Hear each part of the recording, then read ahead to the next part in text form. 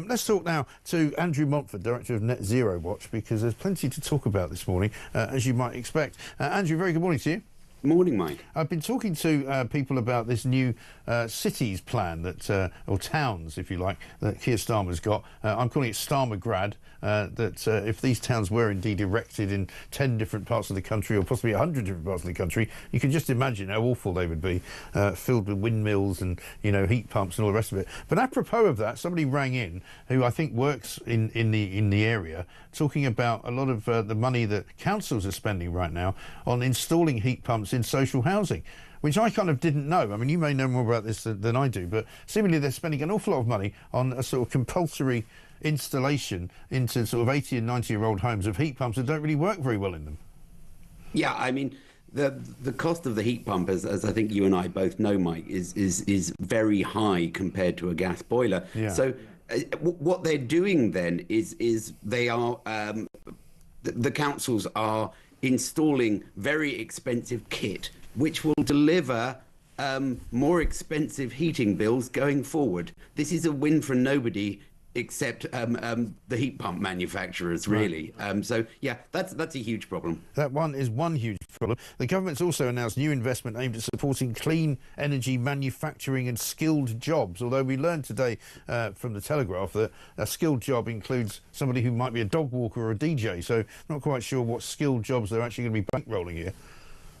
Yeah, no, absolutely. This has been something that has been going on for many years. The idea of, you know, we get this thing about green jobs, don't we? And I remember there was a study some years ago which looked at what the government definition of a green job was, and they discovered it included things like bus driver. I mean, it's just, yes. You know, they make these things up as they go along. And then they can just tick a box and go, oh, look, we've got 55,000 skilled workers. And you go, well, really? Have you? Actually, you haven't, have you? This is the point, isn't it? This is the problem with all of this, you know, net zero madness. And I can't quite link up the two thoughts, really. You know, on the one hand, you've got the Labour government saying they're going to reopen the Rosebank oil field. They're going to start drilling for fossil fuels. And at the same time, Ed Miliband saying, oh, yeah, we can have a third runway at Heathrow because it will be very biodiverse in terms of the fuel that they use, and it'll actually be better for the air in the surrounding parts of London. You know, they're not actually making any sense. I mean, they're making even less sense now when they talked about, you know, completely changing over to electric cars and electric planes. Yeah, I mean, the thing is, both the Conservative Party and the Labour Party are completely divided on the net zero issue. And so we're getting this mixed messaging. I think we'll see in coming months that, if you like, the more rational sides of both parties will win out, because the economy so desperately needs growth that the green nutters, if you like, are going to have to take a back seat. The thing that struck me in recent in the last 24 hours is this new this press conference that Reform did. Yes, I was coming to that. Yeah, it was interesting, wasn't it? Reform are saying that they are going to essentially they're going to claw back subsidies from wind farms, yeah. Which I thought was it's really important, because it could completely destroy investor confidence in renewables. If we do that, then essentially the whole renewables bandwagon grinds to a halt. Right. Which I think is really good and really important. Now. What that will mean is that potentially in a few years' time, our bills will stop going up, which will be very nice indeed.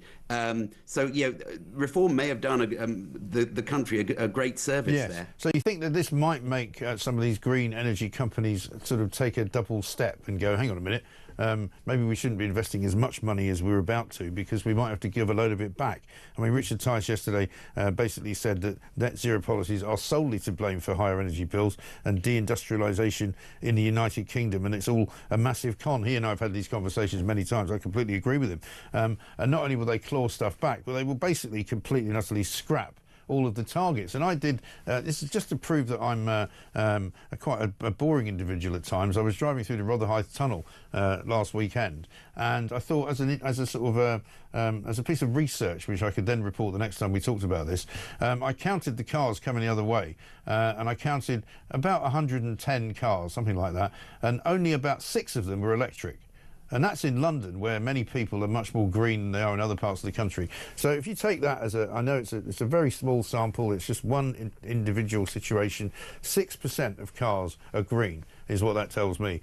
So, I mean, if people are now working out that if they've got an electric car, they're going to be paying more in tax, they're going to be paying more in duty, and it's not very green anyway. I think the green car sort of electric car revolution is over. Yeah, that's right. I mean, I think it probably is, actually. You can see it grinding to a halt already.